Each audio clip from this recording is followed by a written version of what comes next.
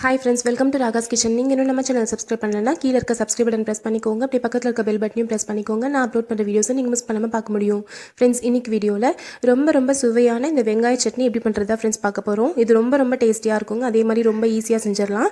நம்ம வீட்ல செய்யற இட்லி, தோசை, சப்பாத்தி, அடை தோசை இந்த மாதிரி எல்லா வகையான டிஃபன்களுக்குமே இது சூப்பரா செட் ஆகுங்க. கண்டிப்பா ட்ரை பண்ணி பாருங்க. நான் இன்னைக்கு இதுக்கு 3/4 கிலோ அளவுக்கு பெரிய வெங்காயம் எடுத்திருக்கேன். பெரிய வெங்காயம் 3/4 கிலோ அளவுக்கு எடுத்துட்டு இதை வந்து ஃபர்ஸ்ட் தோல் எடுத்துட்டு ஒரு 8 பீஸா கட் பண்ணி வச்சுக்கலாம். கொஞ்சம் பெரிய பீஸாவே இருக்கலாம். ரொம்ப சின்னதாக நறுக்கணும்னு தேவை கிடையாதுங்க. பாருங்கள், இந்த மாதிரி பெருசாகவே நம்ம வந்து நறுக்கி வச்சுக்கலாம். போதும். இந்த மாதிரி நம்ம எடுத்துருக்க வெங்காயத்தை நறுக்கி வச்சுக்கோங்க.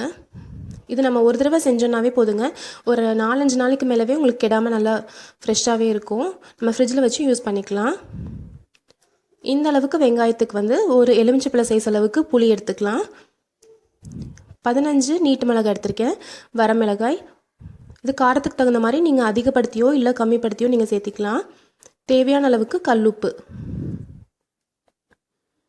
இந்த 4 பொருட்களையும் ஃபஸ்ட்டு நம்ம ஒரு மிக்சி ஜாரில் போட்டு நல்லா நைஸாக அரைச்சி எடுத்துக்க போகிறோம்.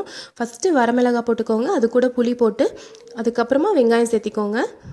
அப்புறம் உப்பு போட்டு இந்த மாதிரி நல்லா நைஸாக அரைச்சி எடுத்துக்கோங்க. வரமிளகாயில் இருக்க இந்த சிகப்பு கலர் வந்து உங்களுக்கு நல்லா சட்னிக்கே ஒரு நல்ல ஒரு கலர் கொடுக்குங்க. இப்போ நம்ம நல்லா நைஸாக அரைச்சி எடுத்தாச்சு. இப்போ ஒரு பேனில் ஒரு 1.5 ஸ்பூன் அளவுக்கு நான் எண்ணெய் சேர்த்திருக்கேன்.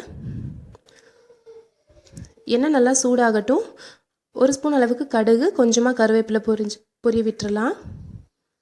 இப்போ நம்ம அரைச்சி விழுதையும் இது கூடவே சேர்த்திக்கலாம். கொஞ்சம் தீ கம்மியாக வச்சுக்கோங்க. கம்மியாக வச்சு நல்லா வதக்கிக்க போகிறோம். இப்போ நம்ம அரைச்சி விழுதை சாதாரணமாக இந்த மாதிரி சட்னிக்கு வந்து நம்ம நல்லெண்ணெய் சேர்த்தா ரொம்ப சுவையாக இருக்குங்க. அப்படி இல்லை அப்படின்னா நீங்கள் சாதாரணமாக நம்ம குக்கிங் ஆயிலே சேர்த்திக்கலாம். நல்லா பச்சை வாசனை போகிற வரைக்கும் நல்லா வணக்கிக்கோங்க. எனக்கு கிட்டத்தட்ட ஒரு 7-8 நிமிஷம் ஆச்சுங்க. கொஞ்சம் நடுவில் மூடி வச்சு நம்ம வந்து வணக்கி எடுத்துக்கலாம். பாருங்கள், நல்லா பச்சை வாசனை ஃபுல்லாக போயிடுச்சு. கொஞ்சம் நல்லா தண்ணியாக இருக்க மாதிரி இல்லாமல் நல்லா கெட்டியாயிடுச்சு. நீங்கள் அரைக்கிறப்போ கொஞ்சம் கூட தண்ணி ஊற்ற தேவையில்லை.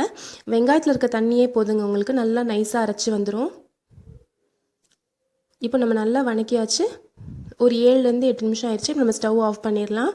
சுவையான வெங்காய சட்னி ரெடி ஆயிடுச்சுங்க. ரொம்ப ஈஸியாக செஞ்சிடலாம். கண்டிப்பாக அதை ட்ரை பண்ணி பாருங்கள். ஃப்ரிட்ஜில் வச்சு சாப்பிட்டோம் அப்படின்னா 1 வாரம் ஆனாலுமே உங்களுக்கு ரொம்ப டேஸ்டியாக இருக்கும். வெளியிலேயே உங்களுக்கு 3 நாள் வரைக்குமே டேஸ்ட்டாக இருக்குங்க. கண்டிப்பாக ட்ரை பண்ணி பாருங்கள். நான் இன்றைக்கி இட்லி கூட சர்வ் பண்ணியிருக்கேன். நீங்கள் இட்லி, தோசை, சப்பாத்தி, அடை தோசை, தேங்காய் தோசை இந்த மாதிரி எல்லாத்துக்குமே சூப்பராக சூட்டாங்க. ட்ரை பண்ணி பார்த்துட்டு எப்படி இருந்துச்சுன்னு சொல்லுங்கள். இந்த ரெசிபி உங்களுக்கு பிடிச்சிருந்துச்சுன்னா நம்ம சேனல் ராகாஸ் கிச்சனில் ஒரு லைக் கொடுங்க. ஃப்ரெண்ட்ஸ் கூட ஷேர் பண்ணிக்கோங்க. தேங்க்யூ.